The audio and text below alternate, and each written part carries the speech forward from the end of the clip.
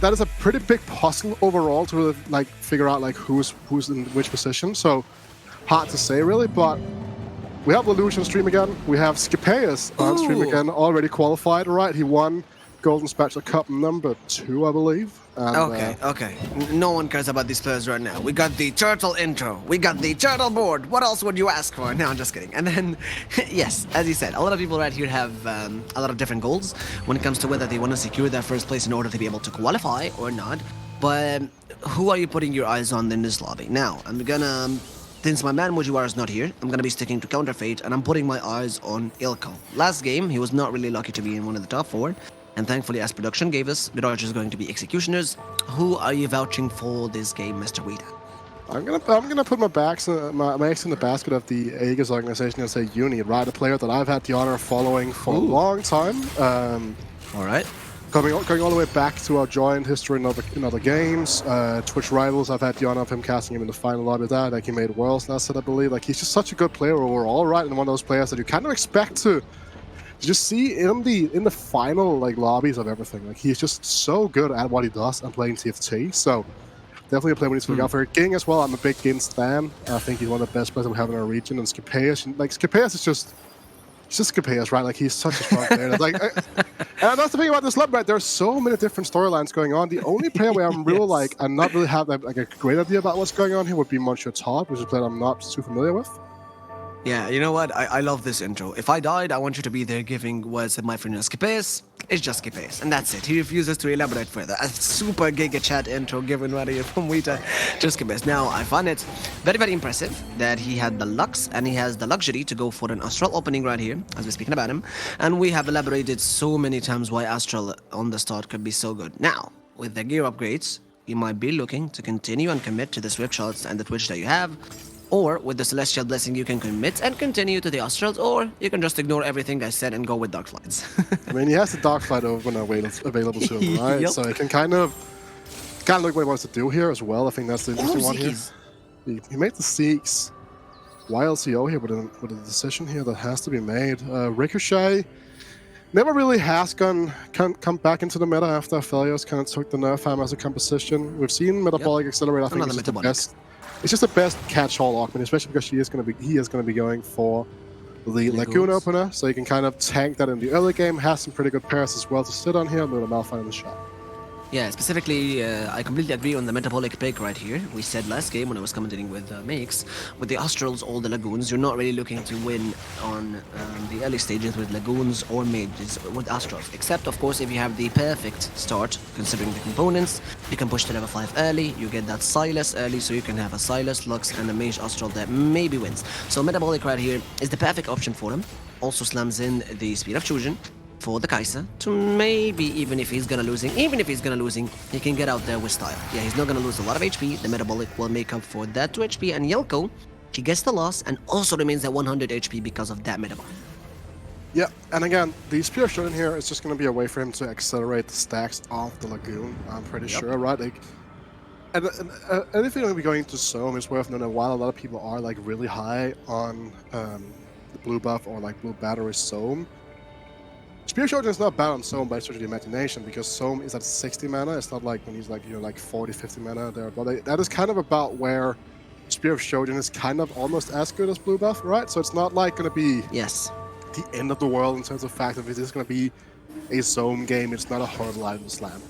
Yeah, and looking at the augments that other players chose, we can already tell that Dark Flight is going to be a little bit contested in this lobby.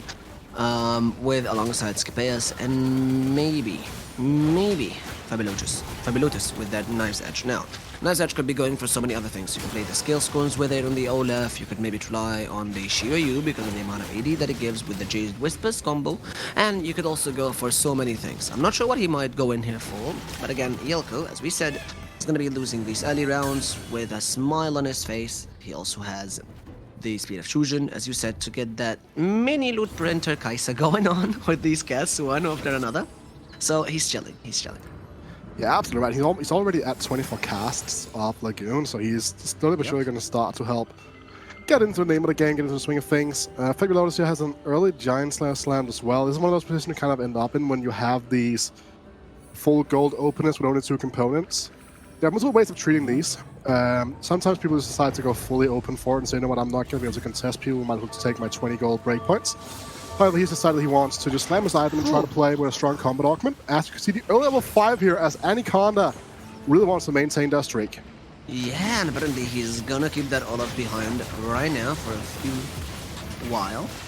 He's gonna be keeping the Olaf off board. Most times we see people committing to the Olaf even if they're not sure that they have the right items for him or not, but with an Ionic Spark that is already slammed, it could be perfect. You could throw it on a Diana and switch to the skill scorns. You already have that early Brom as well. You have the Celestial Blessing, so you're not gonna have to worry at all about either a Hudge or a Bloodthirster on the Olaf.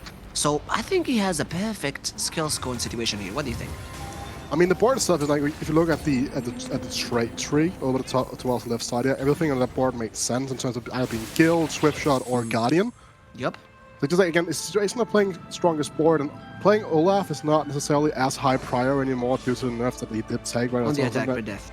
Yes. Yeah, and something like Base Camp also took a pretty big, also took a 1% nerf. Right, like a lot of things around Olaf has taken a nerf, and it's not a comp that you want to actively aim for if you don't like really have best in spot items. And again, we're looking at an Ezreal 2, you're looking at the Twitch, you're looking at the strong frontline setup, right? Just play whatever you can, and then just go into what you actually want to play instead of trying to play Olaf in this position. Yeah, and it opens up for a huge room right here, whether you want to commit with an Arch Edge or not. And I'm absolutely happy with the Senna being thrown absolutely Giga Chad with that Rage Wing opener unset. And as you said, he did not get an item open. You only get a Magnetic Remover, a Giant Slayer. You had to slam it, you had to play with it. And so far it's going good. This game, Numsy is going to be a Cannoneer, so you could see no one committing to Astrals this game unless they're absolutely willing to go with the Swift Shots on Varus. But that's not my concern right here. You have a Senna 2-star. You have almost 20 gold if he might be selling the Ezreal if he wins this round. So Fabio Lotus is also doing really good with the start. And he goes against Yelko, if I'm not mistaken, yes, with that Metabolic. Having a whopping amount of 35 casts already. Might be maxing out the 50 after this round, by the way. I mean, he's going to edge towards him. Okay, never mind. No. Senna just comes in and says hello, right? And that's the thing. That's the thing that's worth noting here, right? A couple patches ago, Senna did get a buff to her magic damage of her ability, which scales with her AD. So that means that like those like early game comps level 1 units, when you have a Senna that is that stacked, can very often just lead to absolute disaster, right? So let's see here as well. And speaking about absolute disaster, at least Anaconda is above 10 gold, but he is going to lose this round, and the streak is broken. So the early level of the round prior is not going to be, like, it's probably going to be in vain, right? Like, it's not going to come to fruition in a stretch of the imagination. Yeah, and he even sold that Olaf, so I guess he does agree with your POV. You do not go for the Olaf for this game or activate him unless you have the perfect situational opener for him. So it is going to be his first defeat, but he still has an ongoing hope with that Celestial Blessing to either switch to a Deja or anything else that might work with a Guild or Zippy, depending on what the second augment might be, because you can't really go along with Celestial Blessing, okay? If you took a High Tide or an Oasis, you would maybe commit to the Lagoons. But Connive's Edge should maybe commit to anything that requires a frontline damage, but Celestial Blessing fits into really any comp, so he's playing with the cards he's given.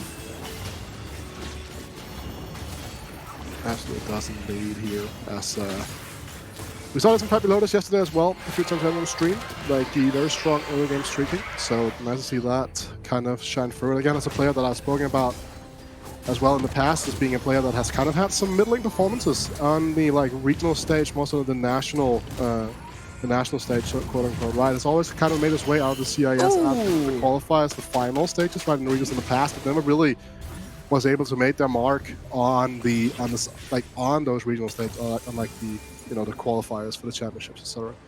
Yeah, and since Executioner's right here is also the Mirage effect, you might see Deja highly contested this game. Now, the last game, I believe it was Warlord, if I am mistaken, and me and Meg spoke a lot about how Deja is not really going to have that much focus when it's a Warlord. We've had one game where it was Electric Overload and one other game where it was Warlord. This game, since it's Executioners, you might see a lot of eyes batted into maybe the Swift Shot Yone, if the second round is given with a Swift Shot emblem if it's gold.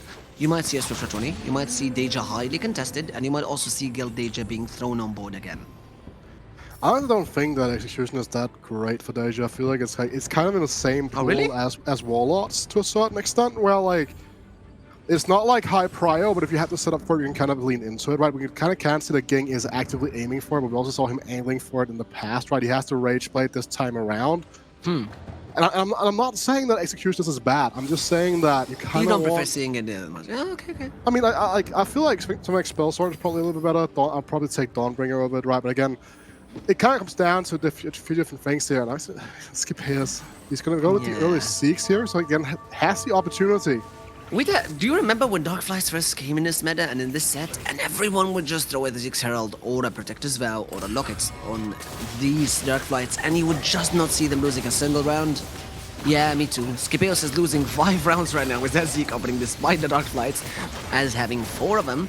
And again, that's due to the huge amount of nerfs that they received specifically on their backline damage unit, which is the Aphelios. He's going to be losing another round right here, and it's going to be against Ging on that Astral Opener, and he might be committing to the Varus with the Swift Shot Astrals. Now, after the second augments, we're gonna have a lot of variations happening. So many times we see people pivoting in and out in stage 3.2 specifically, and that is gonna be a Jewel Lotus or a Tomb. So again, like this is going to come down to what you actually think this route is going to be going, right? Because the thing is that Jewel Lotus does not make sense in the composition of Rengar. Doesn't do any magic damage at all besides the Swain, so he doesn't get any benefits from that. So these are not necessarily too hot for the composition. Cavalier Emblem is actually like pretty fine. Gilded Emblem will allow to flex a little bit more. Cavalier Emblem is like probably one of the better sacks. I do like the fact he's going for the Guild Emblem instead, however. Yeah, perhaps you could commit right here into changing your entire board. Maybe pivot in for a second assassin. Yes, throw in that Ziggs on him. Make the Rengar deal a little bit more damage. As we said, the Aphelios is no longer the main damage dealer in this composition. But right now, switch it with the Darklight Essence, store the emblem just for the value. And it's going to use the Aphelios just for 30 more attack speed for this Rengar. So he will have some damage, but it's not, of course, anywhere near effective until you find this way. This is when the Darklight Essence starts making so much sense. This is still going to be fine, like regardless of what his situation is going to be here. I actually want to highlight something here from the loot. He's gone with Hero in Training, which is one of the augments that, generally speaking, has a pretty high, like have a pretty good average placement and win rate because of the fact when people are picking Hero in Training, they have a setup for it. I'm not really sure that that's the case for Lelouch right now. I mean, he's going to be he's still missing like that spat to really help make it work, but you can do some really fun things with that. For example, you can make, let's say, like a Dragon Master Shyvana, and then you just put the Jace next to it and get it gets the buff from Hero in Training and stuff like that. Yeah. Actually, no, you need 2 emblems for that. But like, you know what? Okay. You get what I'm saying, right? To a certain extent, where like this augment can become really fun because a lot of the issues with the Dragon Master compositions are that you have the one carry and then nothing else. You can get a second carry going on, and it just helps you kind of like diversify the damage pool. Yeah, it does justify the fact that he had to go for the Tome here as a second choice. But what I'm more worried about right now, and what I want to see is Elko. I would highly prefer if Elko goes on the screen right now, because he is currently in the 8th.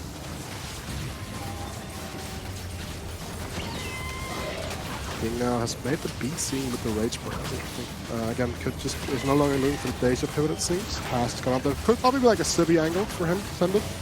Later on in the game, you know you love to sell some Civi, right, Morgan?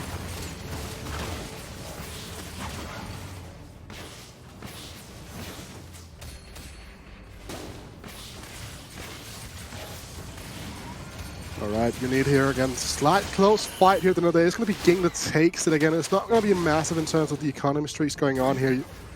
Unit had already lost one. It might even be an advantage again because it does go down in 1 pick of the order.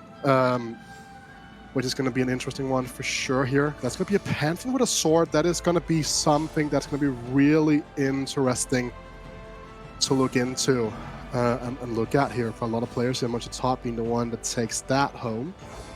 As Anaconda and Ging now, the top plays the lobby. Turkey on top right now. So I think I've been used to saying a lot this weekend. Really a strong performance from the Turks overall. Like they have this is one of the strongest performances that they have really had as a region here. Now the data being presented for Anaconda is not necessarily a horrible option to have, especially because it doesn't cost him any economy right now.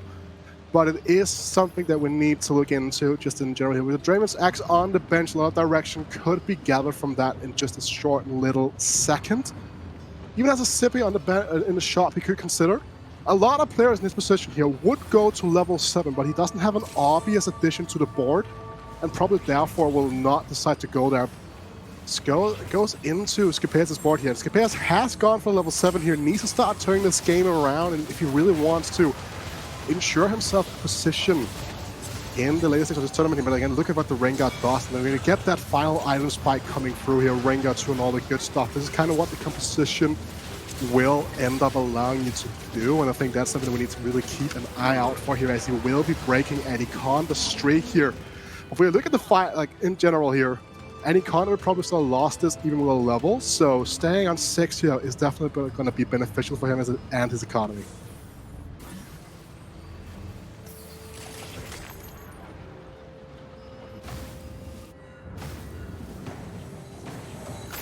Okay, Lelouch, so you are going to be going for reroll angles here instead. Okay, so we talk about the Karma. We didn't really get a good look at his bench the last time we saw him, someone fighting against him here. So Karma here is something that we've seen a lot of players actually really try to go for. Just see whether or not he's going to be committed for the role. I think he's going to be trying to go for it for 4-1 instead, and try to really like spike them. Because as I mentioned before, I've seen that in some of the higher elo lobbies kind of have success, but it's been kind of hit or miss, kind of scarce though. But he has the action mark, and it does have the hero entry we're talking about previously. So this is going to be a pretty interesting position to see if this is actually going to be something that he can capitalize on.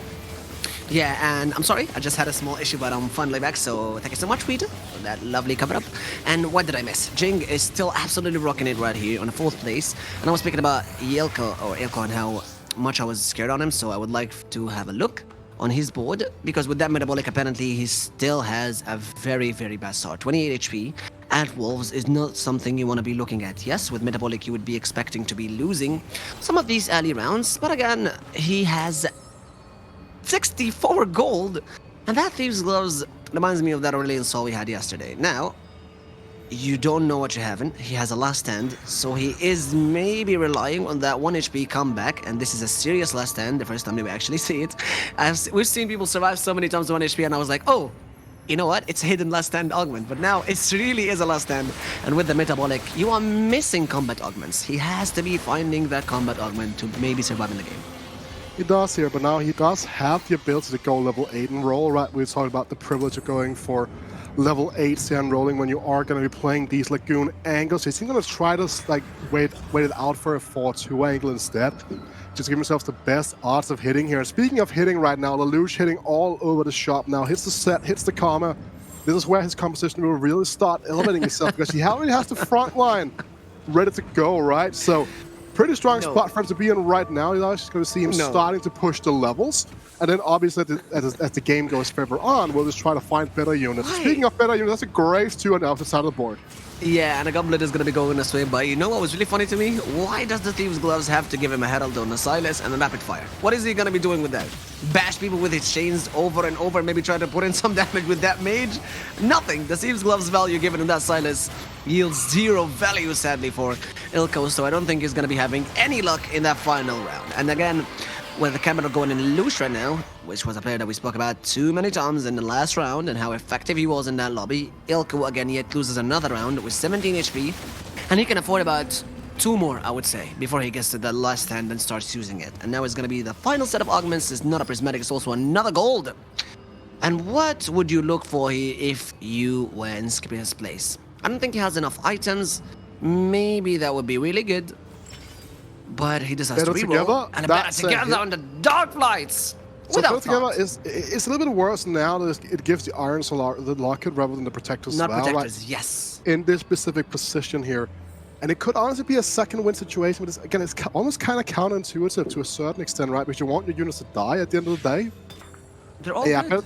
Just has to be better together. And he already has the Seek's Herald on Fleek as well, right? So like, he's going to get the increased value here. Even a little bit of extra shielding in the early game is going to be nice here. I love this level to level 8. He has to protect his Vow on the rail as well. Okay, he has lots of these items.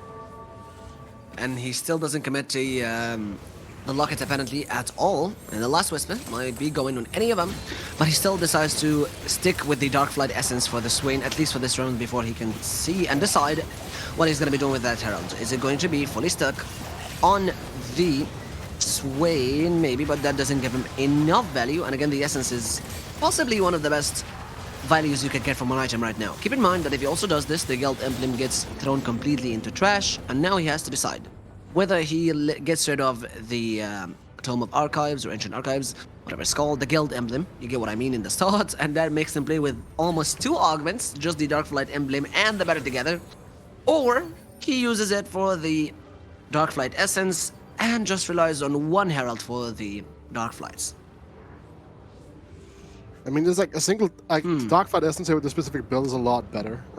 Yeah, exactly. That's why Better Together was kind of... I agreed with you heavily, as you said. Now that it gives Locket of the Iron Solari not a Protector's Vow, the value has majorly decreased. Okay, but what do you think of this? What if he went for a second wind? Maybe for more and more stalling for the Swain, which makes him do his main job? Or the Assassin Mana Reeve, so he can bump more damage into the Rengar. Wouldn't that have been a little bit more useful than the Locket, perhaps? Nah, like, Cutthroat is hilariously bad right now. Like, if you're ever in a position where you consider picking Cutthroat, you're in a position where you're kind of like, nah, because the thing is that it's only the first target being hit, right? It's not a continuous Mana Reeve. And Rengar very often, the most important target for Rengar will very often be the second target, right? Because that's the one with the lowest armor. That's very often the target that you really want to annihilate. Yep. And then at that point in time, you're just kind of going to be down and out because you're only playing like 2 assassins, right? You don't really have like those like massive 6 assassin boards that we've seen in sets of prior. Here it's a much more confined and much more compressed version of assassins, and that just kind of means that augment goes down in value quite a lot. Ooh, yes. And look at this. Lelouch without a last stand, without a metabolic to save him, just like what happened with Ilko. He's surviving right now with 8 HP, but finally able to get his first win against Kipeos. Winning against one of the top 4 Titans does give you a little bit of a head start. And he decides not yet to commit to the duplicator, whether it's on the Shioryu or the Deja. Now, we both know that both of these will be very, very effective for his build, despite the fact that he's already fully committed on itemizing his Deja. But again, I want to keep more and more eye on Ilko to see what's going to be happening with his board now that he got that tier. So, thank you so much. Production, again with that Nyla, giving some of that Zeke value to him. And Shioryu not yet dropped neither him nor Terra. What's the plan here? It's just about figuring out which system you can actually procure. Ooh! Right? Finds that Asol. I've just been like, you know, I kind of swap. It finds the Asol here, but that's gonna be pretty good. It goes into the 3 dragon setup here. It does not have the 4th dragons ready to go just yet here. Shushin? I mean, he's gonna put these things on in time. Again, certainly not necessarily as like fantastic as like it's a very good item, obviously. But again, this is like a unit that really likes blue buff more so than Shojin here. So I wouldn't be surprised to see it swapped out for an AO Shin should that one come into the shop. But again, you look at Mojitard's guild Deja board we were talking about earlier on, this like really coming through. But like, yes, the last stand that you're talking about now has come into effect, and Lelouch's counter reroll project has really failed here, right? Like it has not really paid off in spades. And this is the issue with Demonsers, okay? We said that so many times they have not been having any spotlights shunned into them, and we do highly agree that they're not had the best one so far, but keep in mind that until now, Hero in Training has not brought him any value on that board. Now, Ilko still fully commits to that 2-star Dragon board, still has a duplicator to whether commit to the Terra, or perhaps find another Aurelion or another Shyvana, but he has to use it right now. The last stand is called the last stand for a reason. You have to use it, you have to make use of it, and apparently the duplicator might be going in the last second for that Shyvana. He trusts her more than a Terra, and he knows that she's gonna bring him more and more value. But it's him against Lelouch. Why did it have to be this way? Now one of them is gonna get a goodbye to him, and the Shyvana drops down heavy with the Aerial Soul in the background trying to do more and more damage, and Lelouch is getting absolutely destroyed with the Celestial Last Stand combo, and he might be going out right here because again it's a Dragon board, so the damage is multiplied. So you're out, Lelouch, and we're down to 7 units. 7 heroes, not units. That was kind of insulting.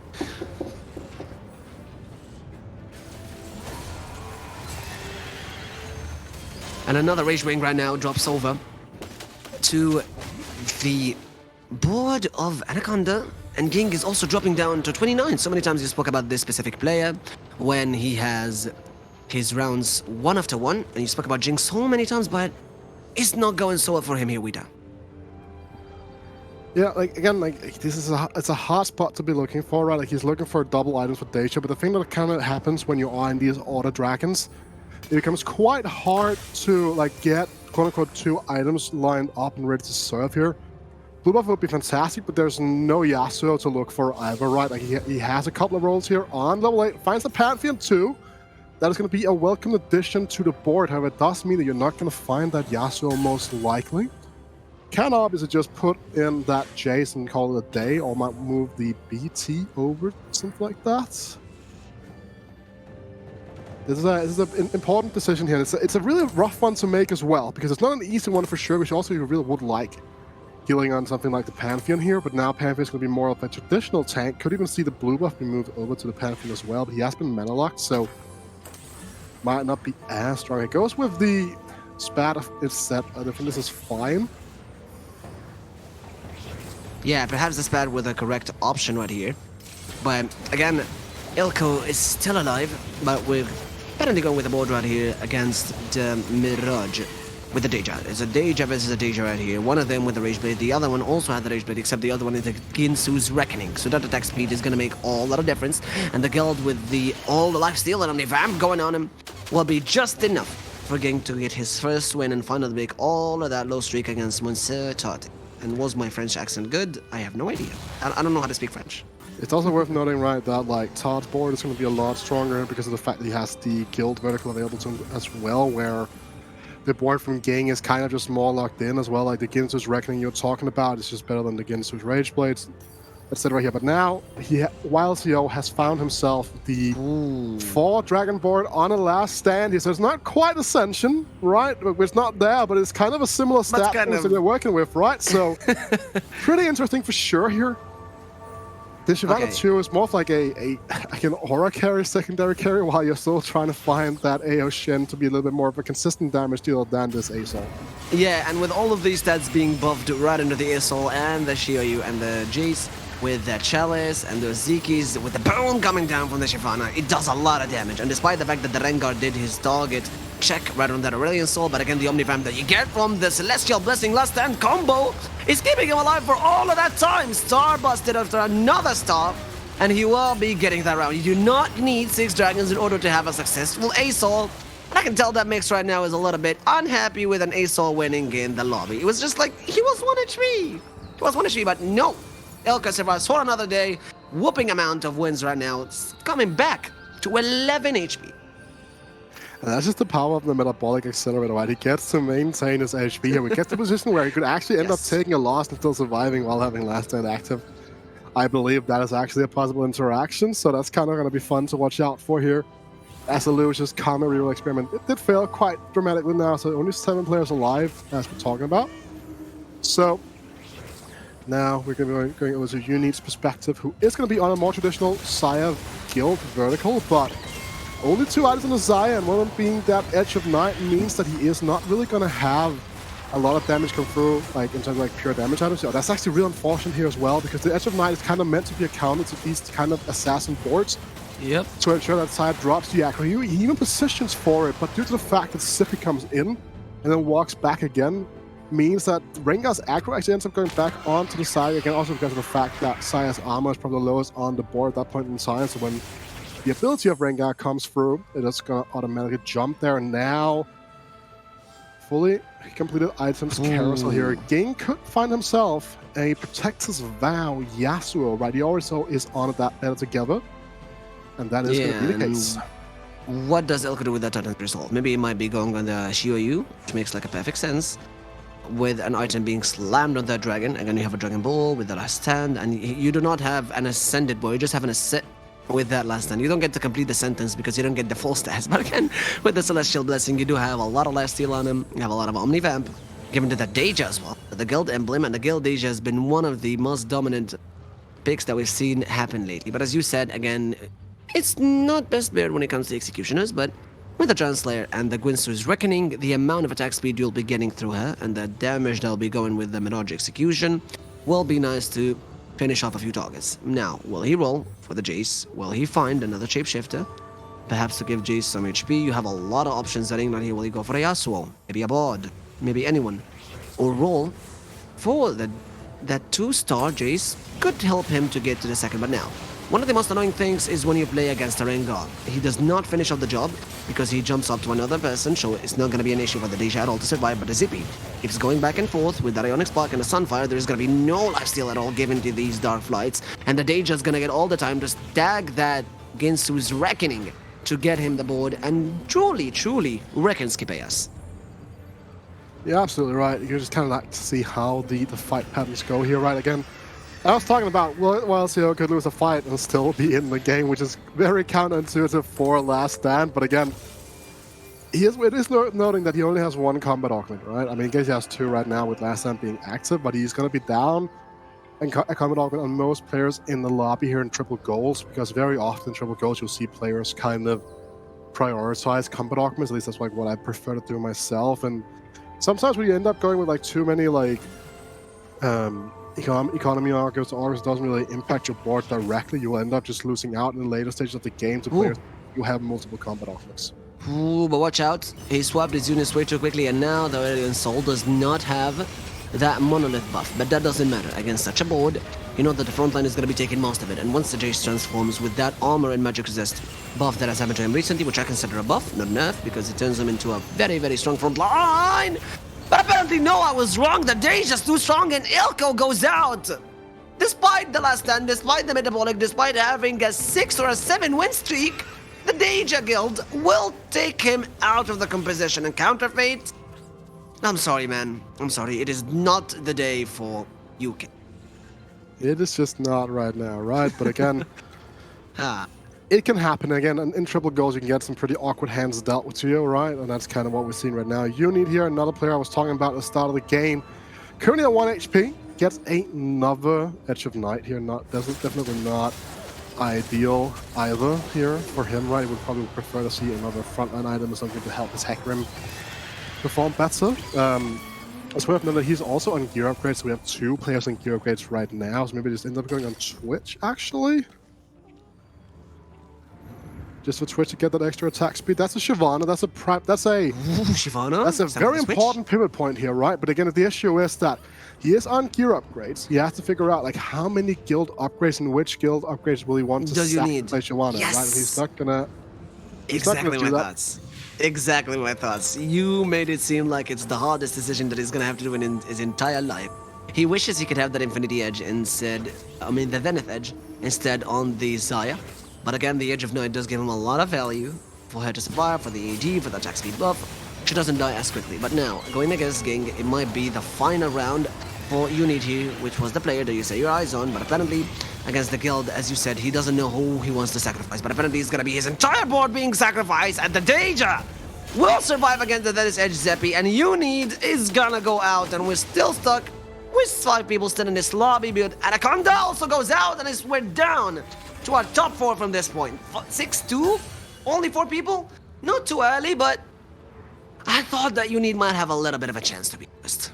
I might be mistaken, but I do believe there's going to be 2 Deja players and 2 players on Dark Flights. I could be wrong on that one, because we haven't seen Fabulosa's board in a hot minute, but both Ging and Majatat are on different variations of the Deja build here.